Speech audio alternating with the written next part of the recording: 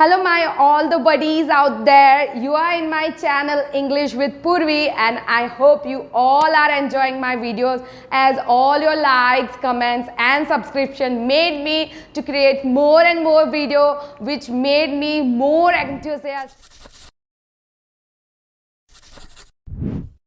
So today I came with a big collection of words which we are going to use for our advanced vocabulary, and I know you are not going to miss it, as till the end we are going to learn some more verbs which are really important to make our speaking more fluent. So let's begin. Here last in our session we had learned some of the action verbs related to leg which we can use in our day-to-day life. Few of verbs are still pending, so today we are going to discuss about those verbs. So the first verb, it is climb up. Climb up, here you can read the spelling C-L-I-M-B-U-P, but the B is silent here, so we don't have to pronounce it as a climb up. It is wrong pronunciation. Always use your pronunciation correctly. So here we have to say that climb up. Climb up means कहीं ऊपर चढ़ना. If you are going on the hill, so you can say that I am climbing on the hill. मैं एक hill पर चढ़ रही हूँ. So you can use that verb. Same way, for the opposite side, we can use climb down. Climb down means नीचे उतरना. She was climbing down of the hill while I saw her. वो हिल पे से नीचे उतर रही थी जब मैंने उसे देखा.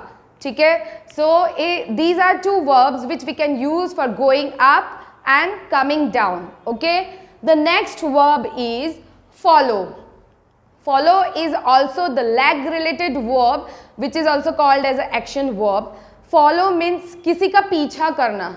If someone is going and you can follow them, means आप उनका पीछा करोगे. And many of girls, you had heard that they use follow me. So many times girls wish कि आप सभी उन्हें follow करो. So here you can use the verb follow. The next verb is chase. Chase is similar kind of verb like follow. Chase का भी मतलब यही होगा कि किसी का पीछा करना. But while you have particular target, जैसे कि एक बिल्ली चूहे के पीछे अपने शिकार के लिए भागती है. So at that moment we don't have to use follow, but we have to use chase. That cat is chasing the rat. On the other hand, we can use it as, जैसे हमें सभी को पता है cricket सबको देखना पसंद है. Even many of you love to play it. But जब हमने एक टीम ने अगर खेल लिया है, they had set particular target for the another team, उन्हें क्या करना होगा, जो रन उन्होंने ऑलरेडी टारगेट किए हैं उससे और ज़्यादा रन करके हमें उन्हें क्या करना है, चेज करना है. मतलब वो पर्टिकुलर टारगेट है, वहाँ तक हमें पहुँचना है. So at that moment we have to use the verb chase. The next verb is fall. Fall का मतलब होता है गिरना. इफ़ यू आर डिसबैलेंस्ड तो आप गिर जाओगे. जैसे कि मैं इंडिविजुअली कुछ ऐसा हो गया और मेरा पैर बैलेंस नहीं रहा और मैं गिर गए, तो at that time I can say that I fall down, मतलब मैं गिर रही हूँ. ठीक है. So I am falling down, please hold my hand. मैं गिर रही हूँ, प्लीज़ मेरा हाथ पकड़ लो. The next verb is fell. Please mark my word, fall is the first form and as it is irregular form, so fall का जो second form होगा it is used as fell. so अगर मैं अपने लिए simple way में कह रही हूँ please hold my hand, I am falling down, तो मैं fall use करूँगी. but अगर मुझे ये कहना है कि मैं गिर चुकी हूँ, at that time we have to use that I fell down into the pit. ठीक है. so fall का second form होगा fell. Fall, fell, fallen. And on the next moment, F-E-L-L, fell मतलब किसी को गिराना. अब जैसे कि I had seen one girl and I wanted to push her so she can learn swimming. अब वो एक डर की वजह से स्विमिंग के लिए पानी में नहीं कूद रही है. और जैसे हम सभी को पता है, जब तक हम पानी में कूदेंगे नहीं और स्विमिंग करेंगे नहीं तो हमें स्विमिंग नहीं आएगी. So while that girl she was not able to jump in to the water, so what I did, मैंने उसे धक्का दे दिया और वो पानी में गिर गई. सो एट दैट टाइम, जैसे कि मैंने उसे गिराया, कोई और किसी को गिराता है, at that time we can use that fell. She fell me down, उसने मुझे नीचे गिरा दिया. Okay, so fall and fell, never get confused in this both the verb, use them accurately while speaking. Moving towards another verb, it is dance. Dance, we all know that dancing. ठीक है, हम सभी नाचते हैं जिसे कि हम कहेंगे dance. I love dancing while any kind of occasions are going on, like weddings and birthday party. Though I don't know dancing yet, I just do it by myself. ठीक है, moving towards the next verb and it is run away. Okay, run का मतलब हमें सभी को पता है, as we had already discussed about yesterday. Run मतलब भागना. But here what should we need is run away, मतलब भाग निकलना. कोई एक ऐसा व्यक्ति है, I gave him some work. ठीक है, मैंने उन्हें कोई काम बता रखा है कि आपको ये काम करना है, yet उन्होंने क्या किया, उन्होंने वो काम नहीं किया और वो वहाँ से भाग निकले. So at that time we can use that, I gave him work but he ran away. मैंने उन्हें काम बताया, काम करने को कहा, फिर भी उन्होंने नहीं माना और वो वहाँ से भाग निकले. So this way you have to use your vocabulary and make your learning more fluent. So moving towards another verb and which is flee. It is also kind of verb like run away. Flee मतलब, flee को हम कैसे use करेंगे, एक तौर पर हमें जैसे पता है कि हम फ्ली का एक मीनिंग निकालते हैं कि निकल भागना.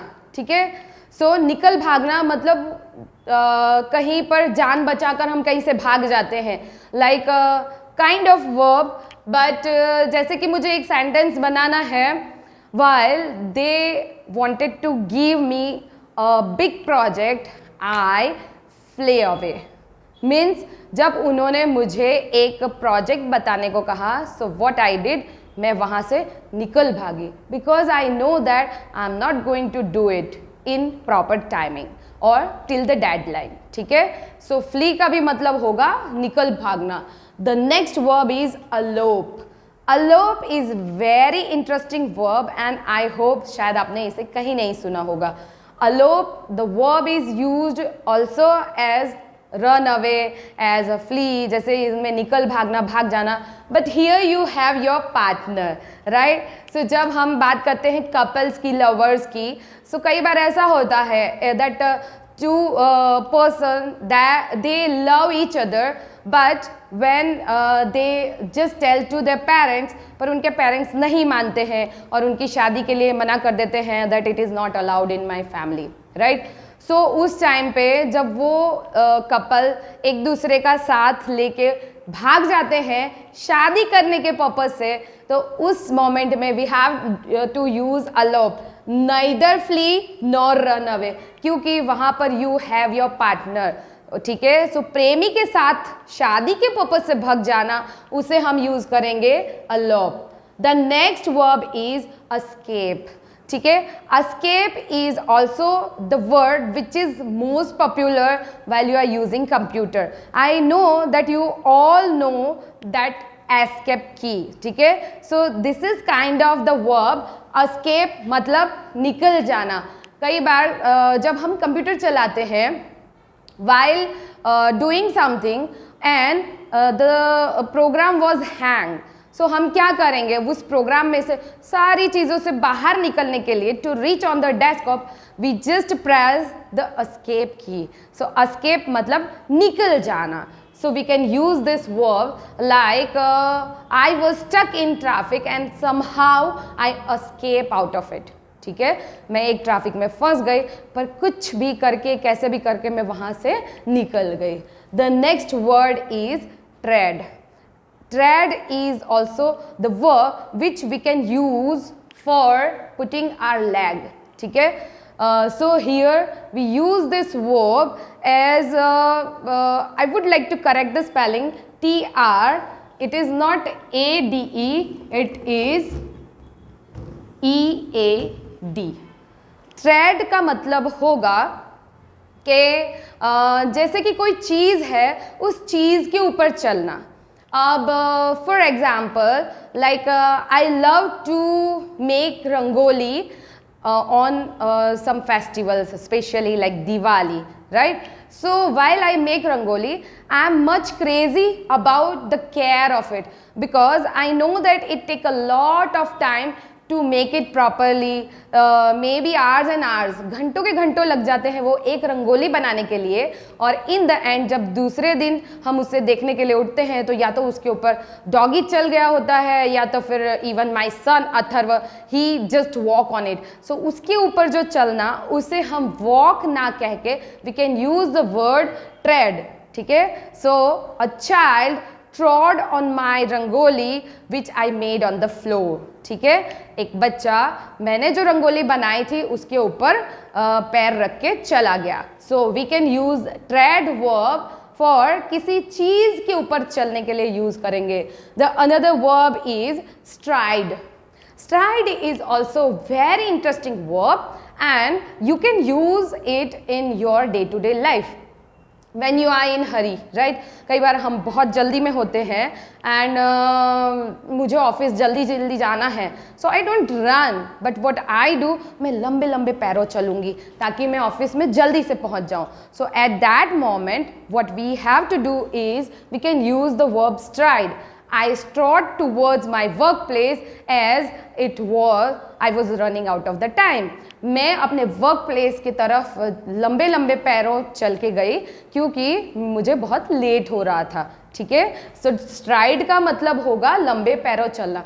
Tread and stride, this both the verbs are from the irregular category. So you have to use the same way. Tread, trod, trodden, and stride, strode, strodden. ठीक है. The another verb is loiter. Loiter, it is the verb which we can use for कहीं भटकने के लिए use करेंगे. भटकना मतलब unnecessary कहीं घूमना. Like I have a lot of time and I'm getting bored at home, so I just go for loitering outside. ठीक है. So जब हम कहीं निकल पड़ते हैं, so at that time we can use loiter. So the next verb is tramp. Tramp is also the same meaning word. इसका भी मतलब यही होगा भटकना. ठीक है. Why are you tramping here and there? आप क्यों इधर उधर भटक रहे हो?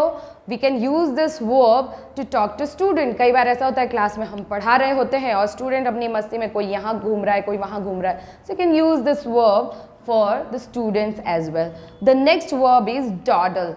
Dawdle has having the same meaning loiter, tramp and dawdle. तीनों का सेम मीनिंग है रखड़ना या भटकना.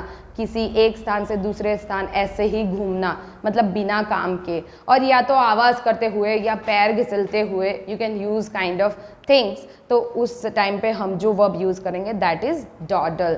ही dawdle on the road when I saw him. वो रोड पर भटक रहा था जब मैंने उसे देखा. Moving towards the next verb and it is wander. Wander is also the verb which means bhatakna. ठीक है. Many times I had seen the cattle wandering on the roads. कई बार मैंने ऐसा देखा है कि जो पालतू प्राणी रहते हैं जैसे गाय भैंस तो वो रोड पे घूमती फिरती मिलती हैं. So we can use this verb for wander. You can use for human, man and women and as well as even for animals. So moving towards another verb, it is stroll. Stroll is one of my favorite verb. Stroll का मतलब होगा टहलना. टहलना मतलब मस्ती में टहलना. I have the habit to stroll after my dinner.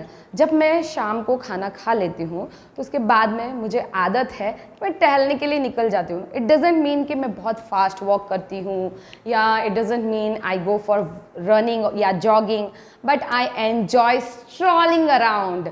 या कई बार ऐसा भी होता है जब the person wanted to know something about others, so वो उनके अगल बगल स्ट्रॉल करना शुरू कर देते हैं, ठीक है। तो स्ट्रॉल का मतलब होगा खुशी से टहलना, मस्ती में टहलना। The next verb is trample. Trample is the verb which we can use for crushing something with leg, मतलब पैरों के नीचे किसी चीज़ को कुचलने के लिए अगर हमें वर्ब चाहिए तो that is trample. Like don't trample the banana peel or you will slip out, ठीक है।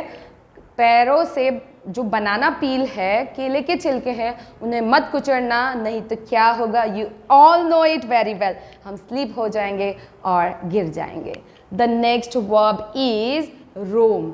रोम is the verb which we can use for घूमने फिरने के लिए यूज कर सकते हैं। जैसे कि हम कहीं घूमने जाते हैं, आई go to Rome in Mumbai, और I go to roam on my summer vacation on sea side and hill station. So आप ऐसे सेंटेंस बना सकते हो। Roam is very easy to remember verb. Roam verb को आप कैसे याद कर पाओगे? इट इज़ वेरी इजी, शायद आप सभी को पता होगा। बिफोर द जियो आया, उससे पहले what we all were doing, we were scratching the coupon, right? And we were using the prepaid card. और जब हम प्रीपेड कार्ड का यूज़ करते थे तो अपना स्टेट छोड़ के अगर हम कहीं किसी और जगह पर चले जाएं अपने स्टेट से बाहर, so we all have to pay the charge of roaming, right? So that roaming charge जो हम देते थे वो अपने स्टेट को छोड़ के किसी और के स्टेट में जाते थे, तो वो दूसरे स्टेट में घूमने का एक चार्ज पे करते थे। So that's why it is called the roaming charge. These days also we don't have to pay particular charge for it, but yes, if you are leaving your state and going out of it, you have to switch on the data roaming to use your data even while roaming. अगर आप कहीं घूमने जाते हो, out of state जाते हो, तो अगर वहाँ पर भी आपको अपना सेम कार्ड कंटिन्यू रखना हो, डेटा यूज़ करना हो, तो उसके लिए आपको एक डेटा रोमिंग का जो स्विच रहता है उसे चालू रखना पड़ेगा, ताकि आप अपना डेटा उस रोमिंग में भी जाके यूज़ कर सकते हो। So the next last but not the least verb is board. Board का मतलब होगा कि बैठना या जगह लेना। Like we all are aware about the verb board, like I boarded in train, ठीक है, मैं ट्रेन में बैठ गई। या तो my family boarded from Valsad, मेरी फैमिली वलसाड़ से ट्रेन में बैठ गई। बैठना या जगह लेने को इंग्लिश में कहेंगे board. Use it as much as you can. ये सारे वर्ब्स एंड वोकैबुलरीज जिन्हें कि आप डे टू डे लाइफ में यूज़ कर सकते हो, these are the verbs which we can use for making speech.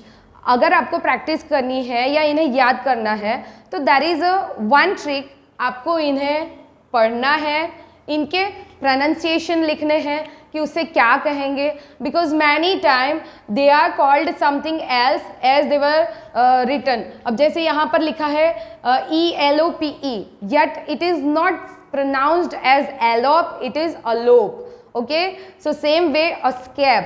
So कई बार हमें वर्ड पता है, स्पेलिंग भी पता है, but if we are fail to make proper pronunciation तो भी हमारी फ्लुएंसी में वो इंटरप्ट करेगा। So always be careful while using. इन्हें आपको अपनी बुक में जॉट डाउन कर लेना है। All the meanings I had given you while I was teaching, जब मैं आपको सिखा रही थी आपको मैंने सारे मीनिंग्स दे दिए हैं। वर्ड लिख के उसका प्रोनाउंसिएशन और उसके बाजू में उसका मीनिंग लिख लेना है, एंड इन द एंड उन सब वर्ब में से try to make 1 or 2 sentences. जब आप उन पे से 1 या 2 सेंटेंस बनाओगे, you will be able to even speak without writing the sentence. जब आप सेंटेंस बनाने की आपकी प्रैक्टिस हो जाएगी, सो यू डोंट नीड कि हर बार आप उसके सेंटेंस बनाओ, but while you are speaking के टाइम पे आपको वो वर्ब याद भी आ जाएगा and you can speak it very well. Thank you so much for listening me till the end and commenting and liking. Please, if you like my channel, click on the subscribe button, like, please give your thumbs up ताकि मुझे और videos बनाने के लिए inspiration मिलता रहे। And in the end if you have any kind of query और you are willing कि मैं कोई ऐसा सब्जेक्ट है या टॉपिक है इंग्लिश का जो कि आप मुझे कवर करवाना चाहते हो, you can just comment in the comment section, so उसे भी हम कवर कर लेंगे। Thank you so much, bye bye, take care.